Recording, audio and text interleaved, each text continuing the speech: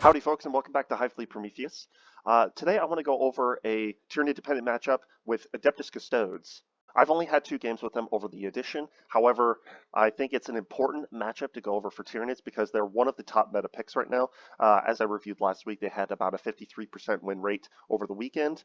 We do end up seeing Adeptus Custodes have some of those top 8 placements, and it's pretty good to have some knowledge or some play experience going into playing them because they're pretty tough. It's important that you know some of their tips and tricks so that when you go into a matchup, you don't get swindled by some of their many tricks, such as fights first, them being able to pop a 4-up Feel No Pain once per game, the ability to go into reserves and deep strike in the next movement phase, or how to deal with their assassins if they ally in those. Before going into a game review using some of the pictures I took from yesterday, I am going to go through my list. I did use Crusher Stampede as it's been my regular. However, you could take the same list I'm running and run an Invasion and probably run it slightly better just because the survivability would be higher. I don't have a Hive Tyranid list, so you would not be able to get the 5-up Feel No Pains across the battlefield. But if you did throw a Hive Tyrant into that list, there are some good battle tactics in Crusher if you wanted to run it. I normally go with a Neuro Tyrant just because it's cheaper, and I do need some of that Battle Shock tech in my lists. But if you want to take that list and play an Invasion and get lethal hits on vehicles and monsters or sustain on infantry, this probably would have done slightly better into Custodes. But I have more experience with Crusher right now, and it's something that I enjoy playing. So I'll throw it up here real quick. Okay, just a quick list rundown.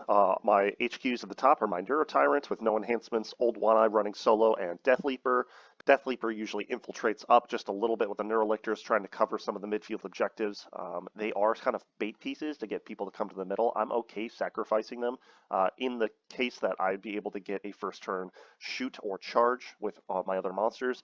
The block of monsters I have going here are 2 Harvespexes, 2 Maliceptors, 2 Exocrines, 2 different Tyrannifexes, 1 Rupturefex, just so I have some anti-vehicle tech, and an Acidfex, so I have another Overwatch threat on the field. I think it's doing a little bit better than the 2 Molochs I had in my other list.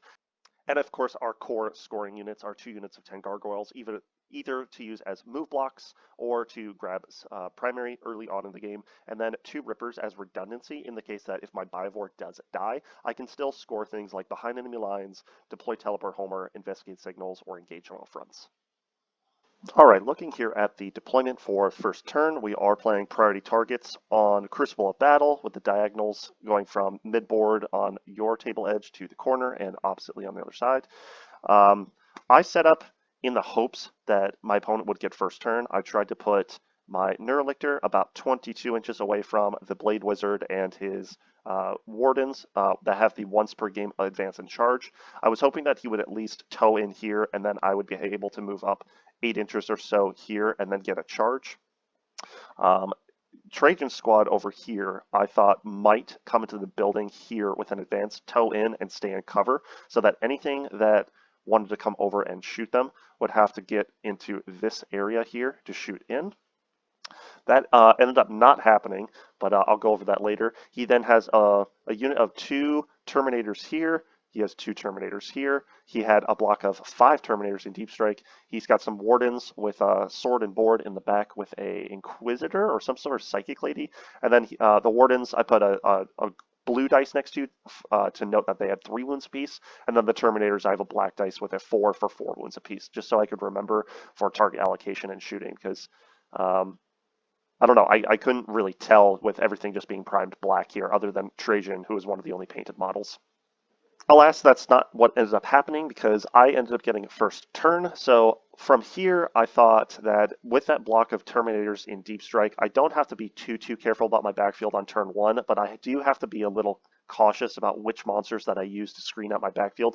I do have my Bivor in the building here, and I have my Neuro Tyrant in the back here. So I've got a little bit of Deep Strike screening like this, but if I have my entire flank advance up to the point here, I won't have anything in my corner. So I didn't necessarily want him to ever be in 3 table quarters. If I could keep him to half the battlefield, I think I control this map. So this is just after my movement phase. I ended up advancing my Gargoyles very far up, trying to screen out against the Blade Wizard and his other squad. Same thing with the Gargoyles here. I wanted to move block and sort of have a 1-2 punch that if he shot or killed any of my Gargoyles in melee, I would be able to follow it up with some monsters shooting and melee. I'll just preface it right now. He was extremely timid to use Trajan Squad for anything other than a counterpunch in the case that I came to the middle, but I knew that with anything on the board, being able to get fights first for 2 CP, he had the CP advantage for every turn except turn 4. I wasn't really using a lot of stratagems because I was only getting a couple shots here and there, trying to strip wounds off of targets so that he had less units to score on secondaries. And I think that ended up being the clincher here. Our primary scores were pretty close just because it's priority targets, but being able to move block him, prevent him from getting the points, and not be able to get to table quarters for some of the secondaries ended up being the thing that was his downfall. He wasn't able to deep strike it back here. I got Investigate Signals first turn. I was not in range to seed my Spore Mine with the Biovore into the corner here just because it was not fully outside of 8 inches. I should have probably left him in the building here, but I moved him back so that he did not have any room to deep strike back here. I just wanted to be pretty careful in the case that he could rapid ingress after the next turn. But so scoring 4 for Investigate Signals using the Neurolictor here and the Neurotyrant wasn't the worst thing. I still got 4 out of 8 on that. Otherwise here, I'm kind of just waiting for, the tsunami to come in. I feel like I'm wading out into the shoals and I'm waiting for a wall of bodies to come hit me. Okay, so I made a little bit of a mistake. I did not take a picture during turn 2 because a lot was happening pretty quick. This is actually after my turn on turn 3. I ended up on the bottom of turn 2, rapid ingressing Old One-Eye over here, moving him here, and then I was going to charge the squad of Wardens that were right here. There were 4 of them, as you could see in the previous picture. I shot with the Maleceptor. I got 10 shots. I wounded with 5, and he failed 4 saves, doing 3 damage apiece, and he chose not to CP the -1 damage on them. So I killed all 4 of them and did not have a charge target for poor Old One-Eye over here, which that's not the end of the world. That's okay. I still have, if he wants to come over and try to kill Old One-Eye with Trajan Squad or with the sword and boards in the back, I'm willing to take that. I'm holding in cover here, so my 2-up armor will at least negate the first pip of AP, and I think I'm in an okay place here on the next turn, that if I need to move and charge, I can just use him as a cannonball into whatever I need. Going down to the objective down here, you can see that there is no longer a Haruspex and there's no longer any of my gargoyles. He was able to shoot the gargoyles off and move, and then I tried to be cheeky and charge from the Haruspex. He popped the fight first stratagem. I thought I could weather the storm and I would be alive on 2 or 3 wounds, but the rolls from the Blade Wizard alone got 2 or 3 lethals on 6s and then 2 dev wounds, and then I failed all my saves, and he did something like 18 to 21 damage. So Blade Wizard is no joke. He has some really great tools to tech into whatever he needs, infantry or monsters. So I would be very wary of the Blade Wizard squad. Now, he did use his advance and charge to get over to my Neurolictor. That's the original thing that he killed. And then I came in with the Haruspex thinking that I would have that counterpunch. For the remainder of the game, I realized that I wasn't going to be able to devote any of my other monster resources to this corner. So I deferred this flank for the rest of the game. I knew that he was going to keep his backfield and I just had to ward him away from these 3. So now it's my goal to keep him off of these 3 objectives.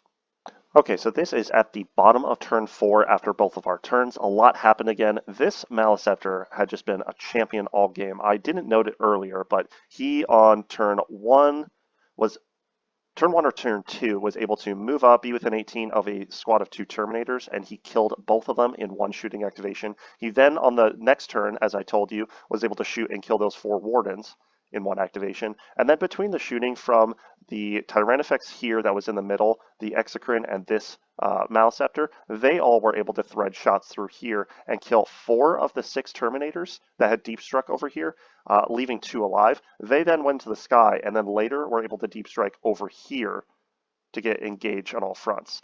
I then was able to move my Exocrine over, get some shots, and then using the Neurotyrant, move in, charge, tank shock, do 3 mortals, and he failed 2 of them on his 4-up, feel no pain, and it killed the last, the captain who had 6 wounds on 2 wounds. So this was also the turn that I got no prisoners, so I killed this squad down here for 1 no prisoners, and then Old One-Eye came in, weathered the storm, was able to kill 4 of the 6 bodies on this objective, and then the preceding fight turn kill the rest of them. So this was 2 for no prisoners. So I got pretty lucky here. So at this point, I'm trying to move block and make it so that if he does charge anything, he can charge, kill something, but not consolidate onto a point because I don't want their OC to out OC my monsters. I have OC 10 here between the Tyranid with 5, the Mouse Emperor 4, and Death Leaper with 1. I was trying to make it so that he would have to charge. He can't just move through with the 40 mil bases. I was able to battle shock the squad back here. It's part of the reason I was able to kill them. I was getting +1 to wound as well because Old One Eye kept going down below half, but then healing in my command phase above half so that I didn't have to take the battle shock. That was pretty awesome. And then on Shadow the Warp, I was able to shock this squad of Wardens. So they did have a banner. I don't know how that all works if they go to OC 0 with battle shock and then +1 with the banner. But they did have a little bit of base OC. His plan at this point was to swing around, charge my Maleceptor, hopefully kill it, and then consolidate more bodies on. But he only got about an 8-inch charge, as you'll see in the next screen here. And this is end of turn 5. He was able to bring Trajan Squad over here because he still had Assassinate and he had Storm Hostile Objective. This was one of the only objectives that he could reliably kill something and take it back because of all the monsters over here. He would have had to kill my Tyranid and consolidate on, but he would not have been able to kill Death Leaper as well. So going for the most amount of points was just going back to his home objective and killing Old One Eye. I think Old One Eye surviving on 1 wound on that turn 3 charge into the Wardens and the Psychic leading the back was a huge pivotal point because Trajan was only able to charge 1 thing the entire game. So although my Tyranid didn't really have a whole lot of things to shoot, he was able to kill 2 of those Terminators over here in that block, like I said, doing something like 6 and 6 damage with both shots. So if you're thinking bringing a Tyranid with a Rupture Cannon isn't a super good idea with Custodes if they're not bringing the tanks, I think his priority target is going to be the Terminators, just because they're T7, they're 4 wounds. On average, you're going to be able to get 4 damage on your shots. And if you're proccing the Execrate on him to get symbiotic targeting and you're heavy, you're going to hit on 2s, reroll 1s, and then you're wounding on 2s. Hopefully you don't roll a 1, but I wouldn't CP it. I would just see if he fails his 4-ups. In this case, he did fail both his 4-ups, and I was able to kill 2 Terminators with just the Tyranid effects. Feels pretty good. But overall, we had the game score end at 99-75. The last 2 points I could have scored was on that first turn when I moved that Biovore 5 inches this way to screen out Deep Strike. I probably didn't need to do that on first turn. At that point, I would have had the 48 inches to see the Spore Mine back here behind the Wardens that were in the building. So it could have been a 100-point game, but I made one little mistake. So 99 is still pretty good. I do want to go back and reiterate that this is not necessarily the pinnacle of research. This is just one game. I only have a small sample size here against one opponent, and I am also playing Crusher, which a lot of people believe is not the most efficient detachment. I don't particularly care. I'm going to run it anyway because I think it's fun. But like I said, you can take this list and run Invasion, and in the majority of cases that I was going over that I was able to have successful shooting, you would have just had more successful shooting. In the case that you rolled a couple 6s here and there, you would have had those sustained hits. Then again, I'm pretty happy with my performance. I hadn't played Custodes since their last data slate update sometime in September. And in that game, I was playing Synaptic Nexus, which the way I was playing that list, I think nowadays is kind of being explained as a trapdoor list, kind of similar to what John Lina did with his Synaptic Nexus list. The idea that you're kind of laying a trap for people to come into a centered position where you can focus fire. And I feel that's kind of how I use my Crusher Stampede list anyway. I want things to come to me, and then I want a pincer move to come around them and swarm with my monsters as a counterpunch. As you can see here, this was a very static game. Both of us were kind of timid to go to the middle, but I think that the majority of my points I scored on primary were just because I was able to control 2 of my objectives earlier because of those Neurolictors and Death Leaper, and because I was able to move block 1 turn with those Gargoyles. Just throwing those points away so that he couldn't get into the primary for 1 turn probably was a 10-point swing. So that alone would have made it 99-85 probably. Part of the reason I wanted to get a game with Custodes was because I have an RTT coming up where I will be taking probably the same list. I might tweak it a little bit, but I wanted to stretch my legs and see in a more competitive environment if I could go 2-1 or 3-0. I don't expect too much out of it. I do have a couple matchups in the RTT that I'm a little afraid of, specifically Death Guard and Eldar, but we'll see what the matchups look like when I get there. Otherwise, if you have any questions or comments, you can leave them in the YouTube comment below. You can hit me up on the Tyranid Discord. If you like the content, you can like and subscribe. I'll have more content like this rolling out as time goes on, and I appreciate your time, and I'll catch you next time on Hive Prometheus.